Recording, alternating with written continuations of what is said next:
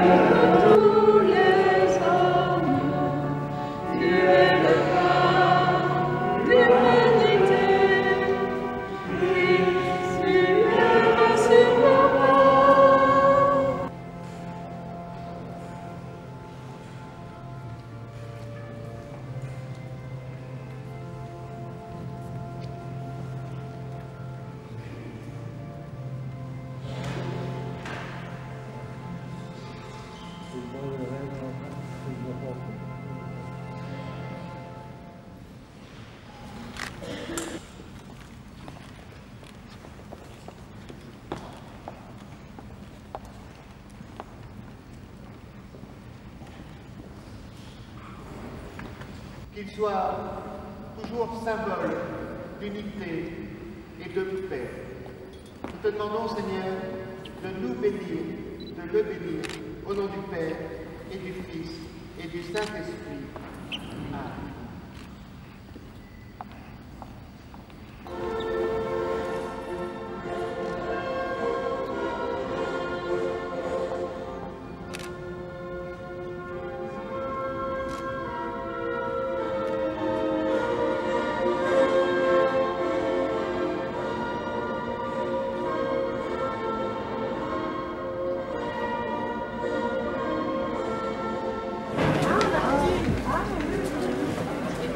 Amen.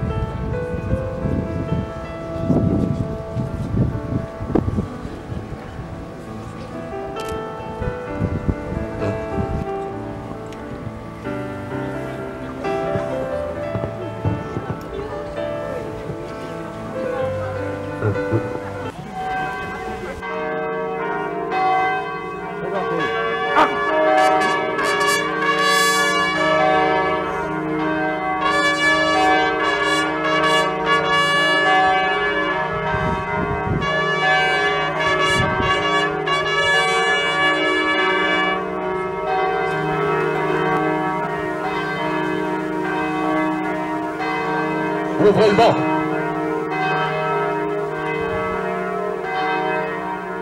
Présentez.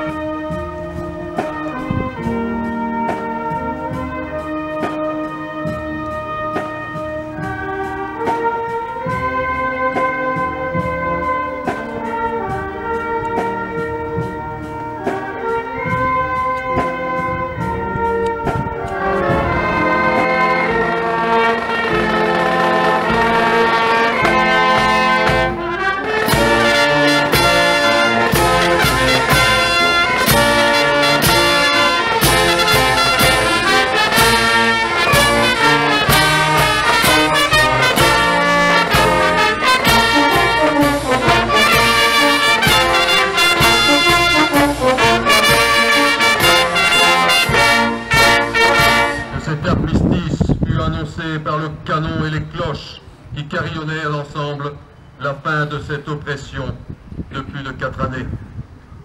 On criait, on chantait, on dansait.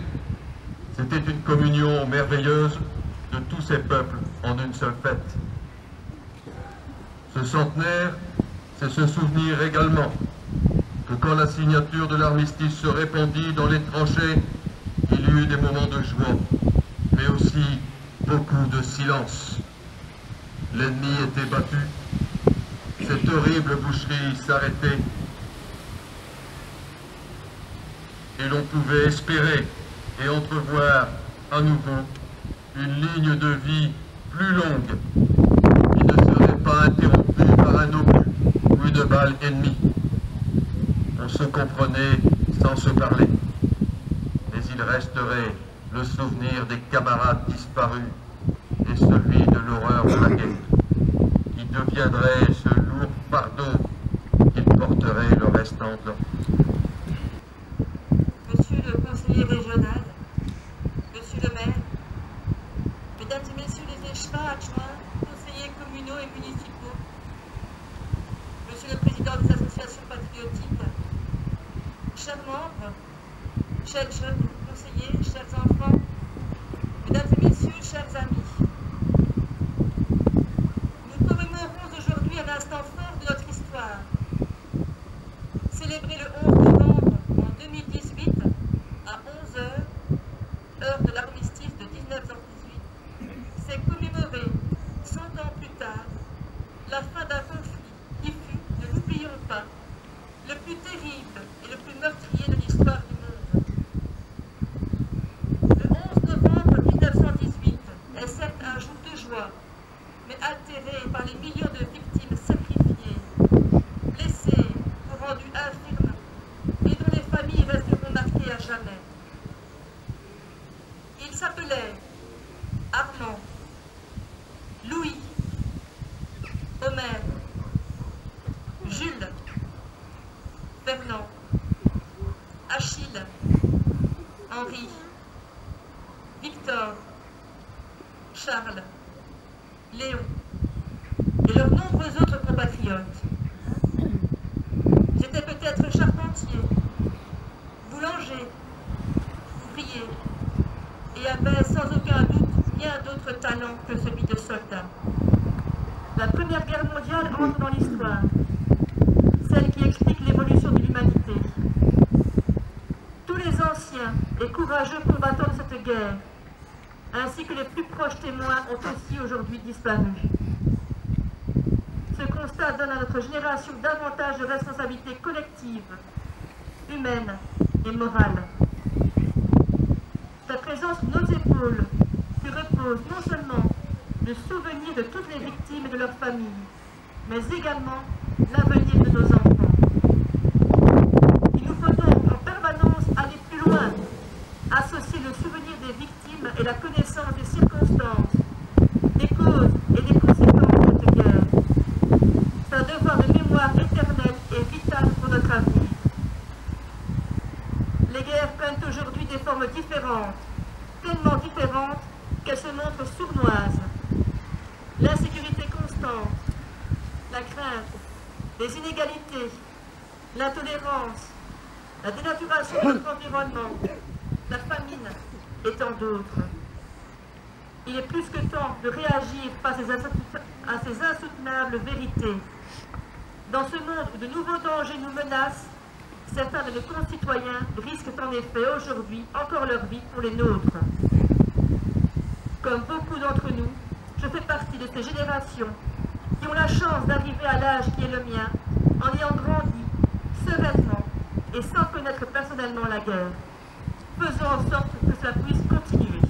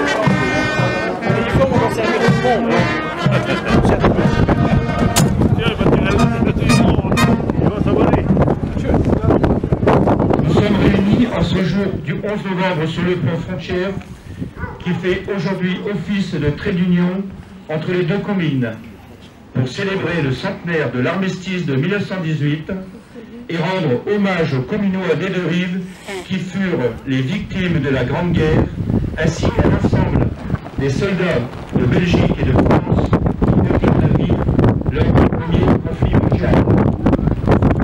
Ce devoir de mémoire est matérialisé par une plaque du souvenir qui sera dévoilé d'ici peu. Avant de céder la parole à M. François Mackelberg, président de l'entente des associations patriotiques belges de communes Warneton, qui vous donnera quelques repères sur la période 14-18 à Comines, ainsi que sur la genèse de cette cérémonie et de la plaque du souvenir, je tiens à remercier plusieurs associations présentes et particulièrement l'ensemble des associations patriotiques de Communes France et Belgique pour leur participation à l'organisation du centenaire. Plantes Joyeuses et Tous Ensemble qui animeront deux cortèges depuis le pont jusqu'à l'Is Arena et qui assisteront les employés municipaux de Communes Belgique et de Communes France pour servir le verre de l'amitié franco-belge. France et Belgique, mesdames et messieurs, en vos titres et qualités, mesdames et messieurs, chère population. Début octobre 1914, les Communois des deux bords de la Lys voient passer les premiers cavaliers allemands. Et sans le savoir, ils perdaient leur identité respective. Non pas pour revenir sous une seule nation, comme avant le traité d'Utrecht, mais pour être rassemblés et subir la domination de l'occupant allemand. Bien sûr, les administrations locales resteront propres à chaque pays, mais elles ne seront que les exécutants. Car c'est bien l'armée et la commandature qui décideront de tout.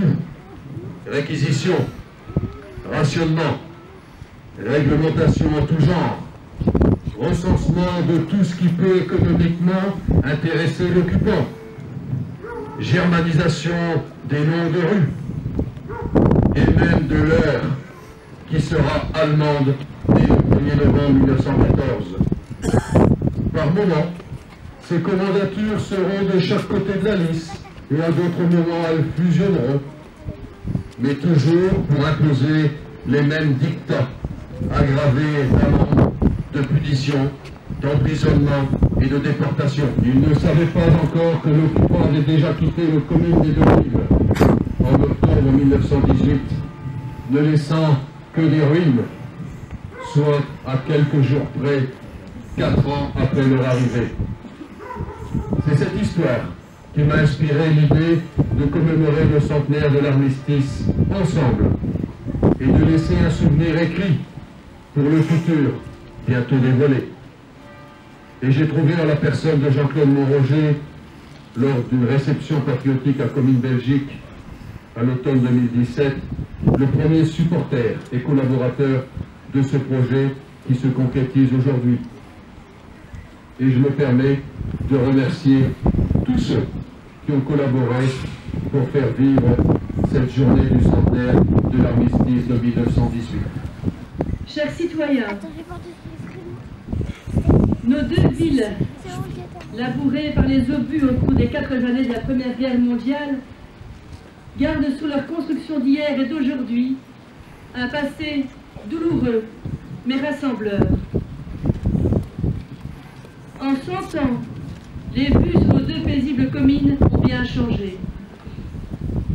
Résilientes, les deux villes jumelles se sont donné une seconde naissance et se sont reconstruites grâce aux mains de ses habitants. Cette cérémonie sur le pont qui surplombe la Lys est très symbolique. Le pont frontière qui fait le lien entre les deux communes a traversé toutes les épreuves, même les pires. Attaqué, interdit d'accès, détruit à plusieurs reprises, mais chaque fois reconstruit. Ce lien a traversé les décennies et aujourd'hui, crions fort qu'il tienne, comme un roc encore debout. Un pont du passé, mais un pont aussi pour l'avenir. Que ce symbole puisse servir d'exemple de paix auprès des jeunes et futures générations. La paix, c'est le seul combat qui est à mener et qui doit nous animer. Ce pont est aussi symbole de relais. Pour qu'un relais existe, il y a 2 conditions essentielles. Il faut être plusieurs pour former une équipe soudée et savoir se passer un témoin, ainsi dénommé le bâton relayé dans une course. Un témoin, c'est aussi quelqu'un qui a vu ou entendu quelque chose et qui peut le répéter, le transmettre. Chaque témoin parle encore et encore pour que, telle une flamme, le témoignage puisse vivre toujours. Aujourd'hui, nous sommes les témoins de ceux qui ont connu et vécu cette misère qu'est la guerre. C'est à nous, à vous maintenant, de le répéter, pour que jamais ne s'oublie le sacrifice de ceux qui sont morts pour notre liberté. Belges ou Français, nous n'avons jamais été étrangers l'un à l'autre. Nous avons appris à vivre au même rythme. Aujourd'hui, comme il y a 100 ans, plus de frontières, plus de séparation, mais 2 mots à l'unisson, plus jamais. Merci pour votre attention. À mon tour, je suis très honoré d'inaugurer aujourd'hui, à tes côtés, Madame la bourgmestre, devant vous tous rassemblés sur ce pont, symbole du lien qui unit les 2 communes et même nos 2 pays, inaugurer cette plaque commémorative. Elle rappelle le souvenir, encore très prégnant dans les nombreux pays européens qui ont participé à un conflit terrible qui a marqué pour toujours la vie des familles et le visage de nos 2 villes jumelles. Elle commémore le sacrifice de centaines de Cominois, Français et Belges, qui ont donné leur vie pour sauver leur patrie en danger, ainsi que la mort de nombreux civils de tous âges, victimes, on dirait aujourd'hui, collatérales, des bombardements, des privations, des crimes de l'occupant. Elle marque le souvenir de nos cités, jadis si prospères, détruites par une guerre acharnée, totale, inhumaine, si tant est que la guerre puisse être humaine. Dans la région du Nord, la Belgique avait déjà été malheureusement victime de la barbarie des exactions, des pillages commis par les ordres des Prussiens en 1870. C'est une guerre lointaine et oubliée, mais déjà, les troupes du Kaiser avaient fait montre de l'extrême brutalité, de nombreux villages belges et français avaient eu à beaucoup en souffrir. Des monuments, ancêtres de ceux qu'on édifiera dans les années 20, rappellent cette première guerre contre la Prusse. Ils sont souvent délaissés, et je suis heureux que le conseil municipal de Comines fleurisse solennellement chaque année celui installé dans le cimetière. De 1914 à 1918, lui, 20 ans plus tard, en 1940, la population aura encore à supporter une occupation dure et impitoyable. Enfin, cette plaque marque également le souvenir glorieux de la victoire. Victoire du droit, victoire de la justice, victoire de la civilisation, mais victoire payée le prix fort, celui du sang. Le carillon des cloches qui viennent de résonner partout en France et en Belgique en ce 11 novembre 2018 célèbre cette victoire. N'oublions pas que toutes ces cloches, comme celle baptisée la cloche de la mort dans le campanile de Saint-Chrysole, sonnent aussi le glas de millions d'hommes fauchés dans la fleur de l'âge. Souvenons-nous de leur sacrifice. Honneur aux morts pour la patrie, vive la Belgique, vive la France et surtout vive la paix.